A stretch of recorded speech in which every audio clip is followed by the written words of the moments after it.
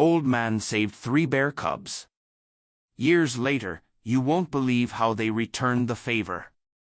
The first snow of the season fell gently outside Walter Bennett's cabin window. At 78 years old, Walter had witnessed enough winters to know this one would be harsh. The weather forecast had predicted heavy snowfall for the next week, but Walter wasn't concerned. He had stocked his pantry weeks ago, chopped enough firewood to last until spring, and made sure his generator was in working order. Living alone on the outskirts of Cedarbrook at the foot of the Cascade Mountains had taught him to be prepared. Walter pulled his wool cardigan tighter around his thin frame and shuffled across the wooden floor to stoke the fire. The flames danced higher, casting a warm glow throughout the small living room. Photographs lined the mantel above the fireplace, most of them featuring a woman with kind eyes and a gentle smile, Marion. Even after 15 years, the ache of her absence hadn't diminished. Sometimes, in the quiet moments before dawn, Walter would reach across the bed expecting to find her there. He settled into his favorite armchair, the one with the worn armrests and sagging cushion.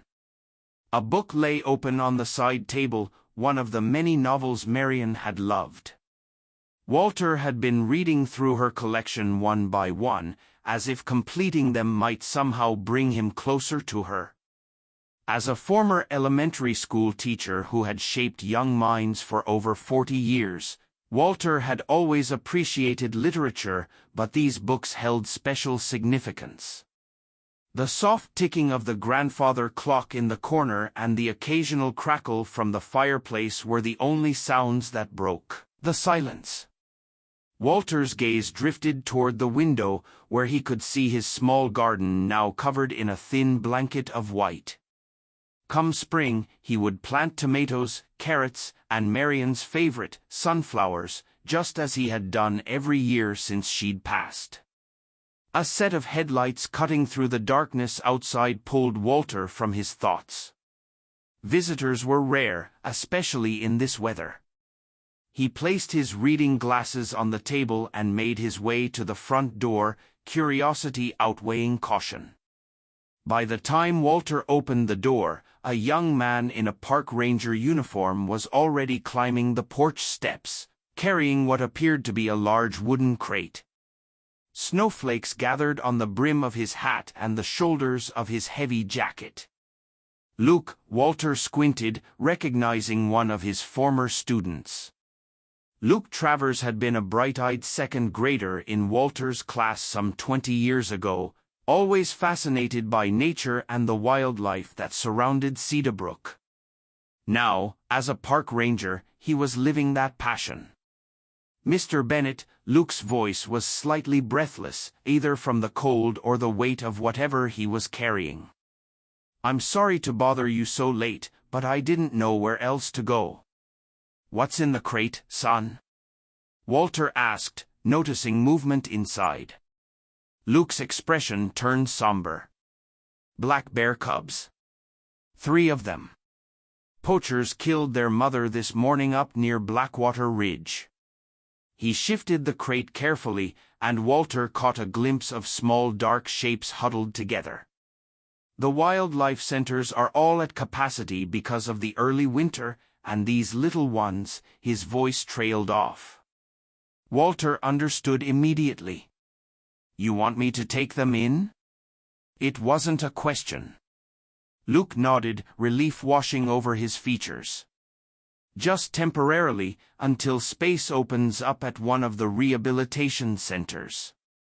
"I know it's a lot to ask, Mr. Bennett." "Bring them inside," Walter interrupted, stepping back from the doorway. "It's too cold out here for this conversation." Once inside, Luke placed the crate on the kitchen floor. Walter knelt down, his old knees protesting, and peered inside. 3 pairs of eyes stared back at him, frightened, confused, but somehow trusting. The cubs couldn't have been more than a few months old. "The poacher?" Walter asked, not taking his eyes off the cubs. "Sheriff Jenkins caught him. He's in custody," Luke replied. But the damage was done. Walter watched as one of the cubs, slightly larger than the others, shifted protectively in front of its siblings. Another remained in the corner of the crate, trembling visibly. The third seemed more curious, pawing at the edge of the crate. "I don't know the first thing about caring for bear cubs," Walter admitted. Luke pulled a folder from his jacket. "I brought some information from the Wildlife Service. Diet, behavior, everything you'll need to know. I can help set up a temporary enclosure tomorrow, and I'll check in every few days." Walter was silent for a long moment. Taking care of these cubs would be nothing like the cats and dogs he'd had throughout his life. Bears were wild animals, unpredictable, potentially dangerous as they grew. And yet, as he looked at the three orphaned creatures, something stirred within him. Perhaps it was the teacher in him, the part that had dedicated his life to nurturing and guiding the young. "They have names?" Walter finally asked. Luke shook his head. "Not yet." Walter studied the cubs more carefully. "This one," he pointed to the protective one, "is Milo." The name had come to him instantly, though he couldn't say why. "The shy one in the corner is Fern. And this curious troublemaker," he gestured to the third, "is Ash." Luke smiled. "Those fit perfectly." That night, after Luke had left with a promise to return the next morning with supplies, Walter made a makeshift bed for the cubs in his laundry room. He'd carefully transferred them from the crate using thick gloves, as Luke had advised. Each cub had whimpered and snuffled, but none had shown aggression, only fear. Walter sat on the floor beside them, watching as they huddled together for warmth and comfort. "Your mama would be proud of how brave you're being," he whispered, not sure if he was speaking to the cubs or to himself. Loss was something Walter understood all too well. As promised, Luke arrived early the next morning with supplies and two friends, both former students of Walter's who had grown up to become carpenters. By midday, they had constructed a sturdy wooden enclosure beside the cabin, complete with a small shelter to protect the cubs from the elements. "Remember, Mr. Bennett," Luke cautioned as they moved the cubs to their new space, "minimal human contact is crucial. We don't want them getting too comfortable around people. The goal is to eventually release them back into the wild." Walter nodded, though he felt an unexpected pang at the thought of the cubs leaving. Already, he had noticed their distinct personalities emerging. Milo, the largest, was indeed the protector, always keeping watch over his siblings. Fern, the female, remained timid but showed signs of curiosity when she thought no one was watching. And Ash lived up to his name, mischievous and energetic, always the first to investigate anything new. The following weeks brought a steep learning curve for Walter. He learned to prepare the cubs' food, a special formula that mimicked their mother's milk, supplemented with fruits and insects, as Luke instructed. He wore a mask when feeding them to prevent them from associating human scent with food. He monitored the surveillance cameras Luke had installed to ensure the cubs were adjusting properly. Despite the precautions, Walter found himself growing attached. He would sit for hours near the enclosure, observing the cubs' interactions. They wrestled and played, climbed the small trees Luke had placed in the enclosure, and slept curled up together in a pile of fur and warmth. Word of Walter's temporary charges spread through Cedarbrook, a town small enough that secrets rarely remained so for long. Most residents kept their distance, understanding the importance of minimal human interaction for the cubs' future survival. But there were a few who brought supplies, fresh berries, fish from the local stream, and once, a honeycomb wrapped carefully in wax paper. Sheriff Ron Jenkins made an official visit, clipboard in hand. "Just checking that everything's above board," he explained, though his eyes softened when he saw the cubs playing in their enclosure. "Those poachers ought to be locked up for good." Walter simply nodded. He had his own opinions on what should happen to those who orphaned innocent creatures, but he kept them to himself. As winter deepened, the cubs grew rapidly. What had once been small, helpless bundles of fur were now active, robust young bears with distinct personalities and increasing independence. Luke visited regularly, bringing updates from the Wildlife Service and checking on the cubs' progress. "The transition to natural food sources is going well," Luke observed one afternoon, watching as the cubs devoured a mixture of berries, nuts, and fish. "Soon we'll need to start introducing live prey." Walter frowned. The thought of releasing mice or rabbits into the enclosure for the cubs to hunt didn't sit well with him, but he understood the necessity. If the cubs were to survive in the wild, they needed to develop hunting skills. "You're doing an amazing job with them, Mr. Bennett," Luke said, noticing Walter's expression. "I know it's not easy." Walter shrugged. "They make it worth it." It was during the coldest part of winter that Milo fell ill. The cub stopped eating, his normally alert eyes became dull, and he lay listlessly in the corner of the shelter while his siblings continued their play. Walter noticed immediately and called Luke in a panic. "Could be any number of things," Luke said after examining the cub from a distance. "I've called a wildlife veterinarian, but she can't make it up here until the road's clear, probably not for at least 3 days." Walter's heart sank. 3 days seemed like an eternity when looking at Milo's weakened state. "What can I do?" Luke provided instructions for creating a more isolated space for Milo, administering fluids, and monitoring his temperature.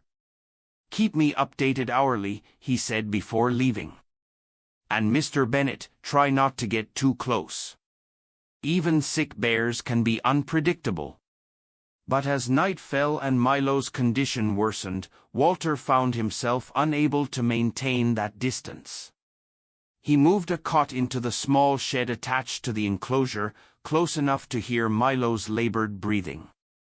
Every few hours, he would carefully approach the sick cub, administering the medicine Luke had left and offering small amounts of water. On the second night, during a particularly fierce snowstorm, Walter woke to find Milo standing unsteadily at the edge of his isolated space, whimpering softly. Without thinking, Walter reached out, gently stroking the cub's head. Milo leaned into the touch, his eyes closing briefly. "You're going to be just fine," Walter whispered, his voice thick with emotion. "You're a fighter, Milo, just like your mama must have been." For 3 days and nights, Walter barely slept, his focus entirely on nursing Milo back to health. When the veterinarian finally arrived, she found a much improved cub and an exhausted old man. "You've done an exceptional job," she said, examining Milo thoroughly. "He's past the worst of it now." Walter felt a weight lift from his shoulders. The relief was overwhelming, bringing tears to his eyes that he quickly blinked away. It wasn't until that moment that he realized just how deeply he had come to care for these 3 wild creatures. As spring approached, the cubs continued to grow and thrive.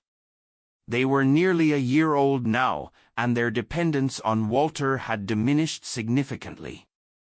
Luke and the Wildlife Service had gradually implemented a plan to prepare them for eventual release, reducing human contact even further, introducing more challenging feeding scenarios that mimicked natural foraging, and expanding their enclosure to include more varied terrain.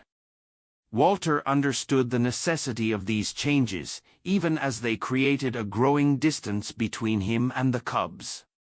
He watched from afar as they became more self-sufficient, their instincts sharpening. Milo, now fully recovered, had grown into a strong young bear with a commanding presence. Fern had overcome much of her timidity, often leading her brothers in discovering new food sources. And Ash remained the adventurous one, always testing boundaries and exploring. It was a crisp morning in early April when Luke arrived with news. "The Wildlife Rehabilitation Center has space now," he said, his expression a mixture of satisfaction and sympathy. "They're sending a transport team tomorrow." Though Walter had known this day would come, the announcement still felt like a physical blow. He nodded silently, his gaze fixed on the cubs, as they played in the morning sunlight, unaware that their lives were about to change once again. "They'll be well cared for," Luke assured him. "The center has an excellent success rate with reintroductions to the wild." "I know," Walter replied, his voice steady despite the ache in his chest. "It's what's best for them." That night, Walter sat near the enclosure, watching the cubs for hours. They seemed to sense something was different, approaching the edge nearest to him more frequently than usual. Milo, in particular, kept returning to press his nose against the wire, his dark eyes fixed on Walter. "You're going home tomorrow," Walter told him softly. "Back to where you belong. You'll be free." The next morning, a team of wildlife specialists arrived with Luke. They worked efficiently, tranquilizing each cub and carefully transferring them to specialized transport crates. Walter stood nearby, his hands clenched at his sides, fighting the urge to interfere. As they loaded Milo, the last of the three, into the transport vehicle, the young bear stirred slightly, the sedative beginning to wear off. He lifted his head, meeting Walter's gaze, and let out a soft snort before the crate door closed. Walter felt tears slide down his weathered cheeks. "Goodbye, little ones," he whispered as the vehicle pulled away, carrying the cubs toward their new future. The cabin felt eerily quiet that night. Walter moved through the rooms restlessly, unable to settle. He found himself standing before the now empty enclosure, remembering the three small cubs that had arrived in a wooden crate on a snowy evening, changing his life in ways he could never have anticipated. In the distance, an owl hooted, its call echoing through the trees. Walter turned his gaze toward the forest, vast and primeval in the moonlight. Somewhere out there, beyond the mountains and valleys, his three bears would eventually find their place. The thought brought both pain and a strange sense of peace. "They'll be okay," he said aloud, as if Marion might be listening. "They're strong, all three of them." As weeks turned into months, Walter gradually returned to his old routines.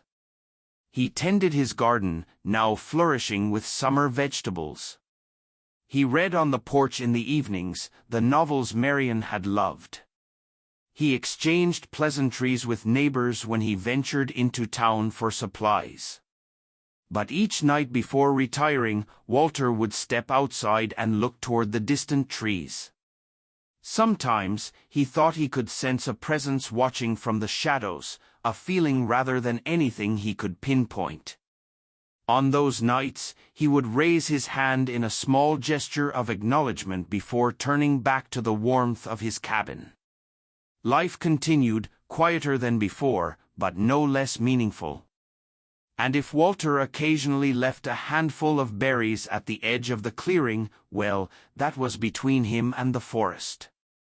Autumn painted the Cascade Mountains in brilliant hues of red and gold before giving way to winter once again.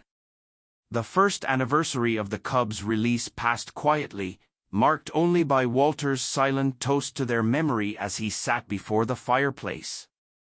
Luke visited occasionally, bringing updates from the wildlife center. "They're doing exceptionally well," he reported on his last visit. The rehabilitation team says they've never seen cubs adapt so successfully.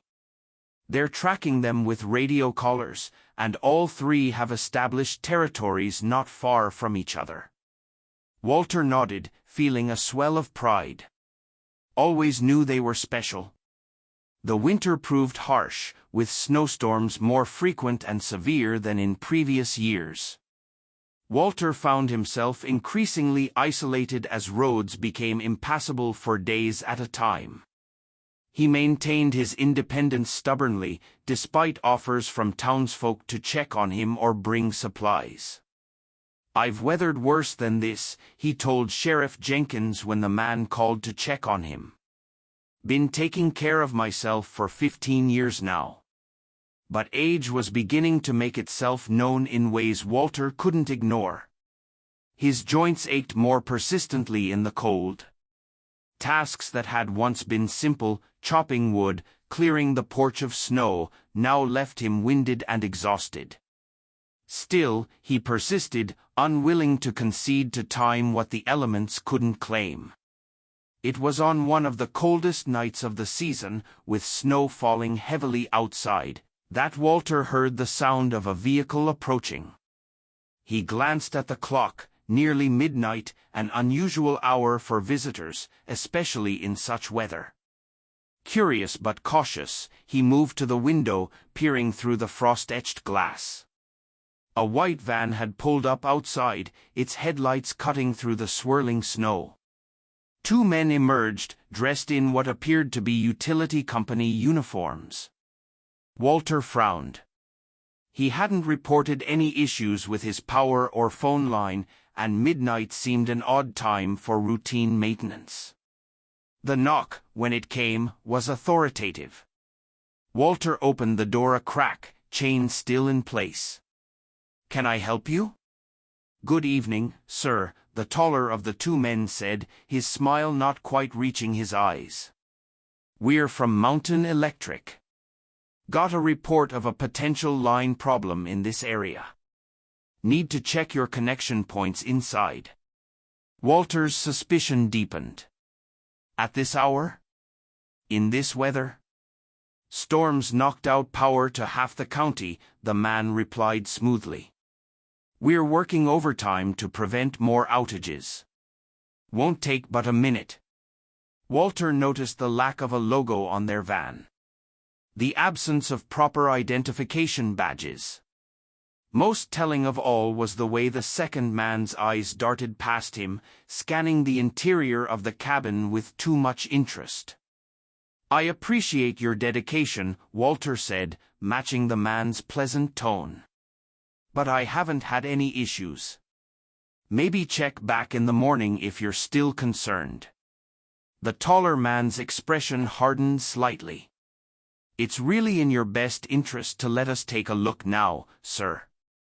Preventative measures and all that." Walter began to close the door. "I'll take my chances, thanks." A foot wedged into the narrowing gap. "I don't think you understand," the man said, all pretense of courtesy gone. "We're coming in." The second man moved forward, producing something from his jacket that caught the porch light, the metallic gleam of a handgun. "Nice and easy, old man. We don't want any trouble." Walter's mind raced. These weren't utility workers. They were thieves, possibly worse. Living alone at the edge of town, he'd always been a potential target, but the severe weather had likely made them desperate enough to risk it. "All right," Walter said, affecting a tremor in his voice that wasn't entirely feigned. "Just don't hurt me. I'll cooperate." He unlatched the chain, allowing the door to swing open. The men entered quickly, closing the door behind them. "Sit down," the armed man ordered, gesturing toward the armchair. "Where do you keep your valuables?" Walter lowered himself into the chair, his eyes darting toward the kitchen. I don't have much. Some cash in a coffee can in the cupboard. Old watch that was my father's. The taller man began searching through drawers while his partner kept the gun trained on Walter. Any guns in the house? Jewelry. No guns, Walter replied truthfully. My wife's jewelry went to our niece when she passed. The man snorted. Better hope we find something worth our while, then. Walter sat quietly, appearing compliant while his mind worked furiously. The back door through the kitchen led to the yard. Beyond that, the forest. If he could create a distraction. Mind if I use the bathroom? Walter asked, his voice deliberately shaky. Old man's bladder, you know how it is. The armed man frowned but nodded toward the hallway. Make it quick. And don't try anything stupid. Walter shuffled down the hall, closed the bathroom door loudly, then silently opened the window, too small for him to fit through, but it would serve another purpose. He flushed the toilet, ran the water briefly, then crept back down the hall. The men were occupied in the living room, pulling books from shelves and appending cushions. Walter slipped into the kitchen, grabbed his coat from the hook by the back door, and in one fluid motion that belied his age, unlatched the door and burst outside. The cold hit him like a physical blow, the snow nearly knee-deep. Behind him, he heard shouts of alarm, then the sound of pursuit. Walter pushed forward, heading for the tree line. If he could make it to the dense forest, he might have a chance. His lungs burned with each breath of frigid air. His legs, not as strong as they once were, struggled through the deep snow. Behind him, he heard the men gaining ground, their younger bodies more capable of navigating the difficult terrain. Walter reached the first trees just as his foot caught on a hidden root. He went down hard, pain shooting through his ankle. Gritting his teeth, he tried to stand, but the ankle wouldn't bear his weight. He crawled forward, seeking cover in the underbrush, knowing it was futile. The sound of the men crashing through the snow grew louder. Walter turned his back against a large pine, prepared to face whatever came next. The falling snow created a curtain of white, limiting visibility to just a few yards in any direction. There he is, one of the men's voices carried through the darkness. Old fool thought he could run. Walter saw their shadowy figures approaching, one still holding the gun. He closed his eyes briefly, a strange calm settling over him. He thought of Marion, of their life together, of the 3 bear cubs who had brought unexpected joy to his final years. That was when he heard a low rumbling growl that seemed to emanate from the forest itself. Walter's eyes snapped open. The men had frozen in place, their heads turning frantically to locate the source of the sound. What the hell was that? The armed man hissed. The growl came again, deeper this time, followed by the unmistakable sound of heavy bodies moving through the underbrush. And then, emerging from the swirling snow like apparitions, 3 massive black forms materialized. Walter's breath caught in his throat. Bears, fully grown black bears, their powerful bodies dwarfing the men who stood between them and Walter. 3 pairs of eyes gleamed in the darkness, focused intently on the intruders. Jesus Christ, the taller man whispered, his earlier confidence evaporating. Back away slowly. The armed man raised his gun with a shaking hand. Stay back. I'll shoot. The largest bear, positioned slightly ahead of the others, rose onto its hind legs, towering over 6 feet tall. It released a roar that seemed to shake the very air, a declaration of intent that required no translation. The armed man fired in panic, the shot echoing through the forest. The bear flinched but didn't fall. If anything, the gunshot seemed to galvanize all 3 bears. They advanced in unison, a coordinated front that spoke of something beyond mere animal instinct. "Run!" the taller man screamed, already turning to flee. His partner hesitated, firing once more before the bear on the right, slightly smaller but quick as lightning, lunged forward. With one powerful swipe of its paw, it sent the man sprawling into the snow, the gun flying from his grasp. The man scrambled to his feet, blood streaming from a gash on his face, and bolted after his companion. The bears made no move to pursue, standing their ground as the sounds of the men's panicked retreat faded into the night. Walter remained motionless, his back still pressed against the tree, his injured ankle throbbing with each heartbeat. The bears turned toward him, their massive heads swinging in his direction. Fear gripped him momentarily. These were wild predators, after all, not the cubs he had once known. But as the largest bear approached, moving with surprising gentleness through the snow, Walter saw something in its eyes that struck a chord of recognition. "M.O.," he whispered, the name escaping his lips before he could consider the absurdity of it. The bear paused, its head tilting slightly. It sniffed the air, then moved closer until it was just feet away from Walter. Slowly, deliberately, it lowered itself to the ground beside him, its massive body blocking the worst of the wind and snow. The other two bears, one with a distinctive patch of lighter fur on its chest that Walter remembered from the timid cub, the other with the same curious tilt of the head that had characterized the mischievous one, settled nearby, creating a protective circle. Walter felt tears freezing on his cheeks. "You came back," he murmured, his voice breaking. "You all came back." Milo, for Walter was now certain it was him, stretched his neck forward, his wet nose gently touching Walter's outstretched hand.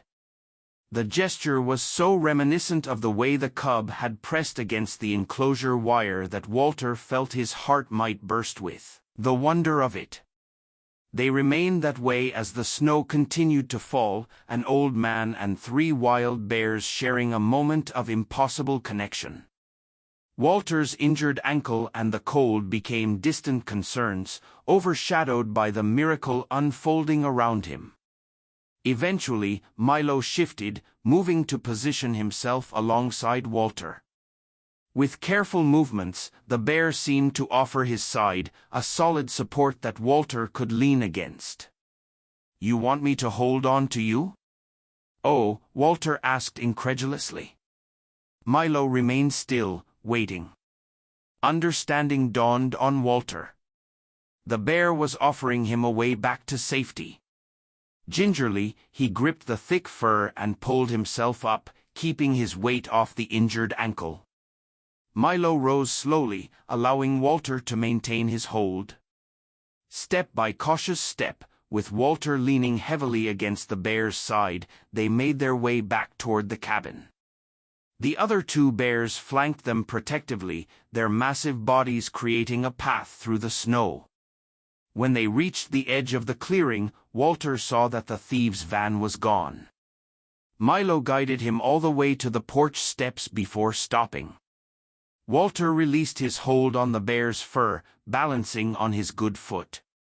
"Thank you," he said simply, knowing the words were inadequate for what had transpired. Milo made a soft huffing sound, then turned to rejoin his siblings at the tree lean.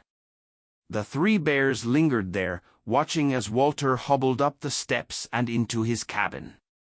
Only when the door closed behind him did they melt back into the forest, silent guardians returning to their domain. Inside, Walter collapsed onto the sofa, his body trembling from cold, pain, and lingering adrenaline. He reached for the phone to call for help, then paused, wondering who would believe his story. After a moment's consideration, he dialed Luke's number. The young ranger arrived within the hour, bringing Sheriff Jenkins with him. They found Walter wrapped in blankets before the fire, his swollen ankle propped on a cushion. You're saying bears, 3 specific bears, saved you from armed robbers? Jenkins asked after Walter had recounted the night's events. Walter nodded firmly. I know how it sounds, Ron, but they were my cubs, Milo, Fern, and Ash. They came back. Luke, who had been examining tracks in the snow outside, returned to the living room. There's definitely evidence of a struggle out there. Human footprints running away from the property. Blood in the snow. And bear tracks, 3 distinct sets, circling around to where Mr. Bennett says he fell. Jenkins rubbed his chin thoughtfully. The Wildlife Center did release those cubs not far from here last spring, and black bears are known to have remarkable memory and intelligence. He shook his head, a smile tugging at his lips. Never would have believed it if I hadn't seen the evidence myself. Walter was taken to the hospital in Cedarbrook, where his ankle was determined to be badly sprained but not broken. News of the incident spread quickly through the small town, both the attempted robbery and the extraordinary intervention of the bears. Many expressed skepticism about the latter part of the story, attributing it to an old man's imagination or the stress of the situation. But those who knew Walter best, who had witnessed his care for the orphaned cubs, found themselves more willing to accept the possibility of something remarkable having occurred. In the weeks that followed, rangers reported increased bear activity in the area surrounding Walter's cabin. Not aggressive behavior, simply a presence, watchful, alert, as if patrolling a boundary that only they could perceive. They're keeping an eye on you, Luke suggested during one of his visits. It's unprecedented, but not impossible. You were the closest thing to a parent they had during a critical period of development. Walter, now moving about with the aid of a cane as his ankle healed, simply nodded. He didn't need scientific validation for what he knew in his heart. Spring arrived once more, bringing renewal to the mountains. Walter's health, which had suffered during his ordeal, gradually improved with the warming weather. He found himself spending more time outdoors, tending to his garden or simply sitting on the porch, his gaze often drifting to the forest edge. Occasionally, residents of Cedarbrook would report sightings of black bears crossing a distant ridge or tracks found near Walter's property. The bears never approached other homes or showed interest in human activity. They remained wild, as they should be, but with an awareness of one particular human that defied conventional understanding. One evening, as twilight painted the sky in shades of lavender and gold, Walter sat on his porch with a cup of tea. The air was warm, fragrant with pine and wildflowers. From the corner of his eye, he caught movement at the forest edge. A large black bear stood in the clearing, its powerful form silhouetted against the darkening trees. Walter recognized the distinctive stance immediately, Milo, the protector, the firstborn. Neither moved for several long moments. Then Walter raised his hand in a small salute. "I'm okay now," he called softly. "You did good, Milo. You all did good." The bear remained still for another breath, then turned and melted back into the forest, a shadow among shadows. Walter never dismantled the enclosure beside his cabin. Instead, he repurposed it as a garden space, planting Marion's favorite flowers within its boundaries. He installed a state-of-the-art security system, though he often joked to visitors, "I already had the 3 best bodyguards nature could provide." That summer, Walter adopted a golden retriever from the local shelter, a friendly aging dog named Buddy who seemed content to spend his days lounging on the porch or following Walter around the garden. "Just for some old-age company," Walter explained to Luke. "Gets lonely out here sometimes. But on clear nights, when the moon cast silver light across the clearing, Walter would sit on his porch with a book in his lap, Buddy snoring softly at his feet. And if he occasionally glanced toward the treeline, watching for large shadows moving among the pines, that was his secret. Life had come full circle for Walter Bennett. He had given 3 orphaned cubs a chance at survival, never expecting anything in return. Yet in his moment of greatest need, they had remembered.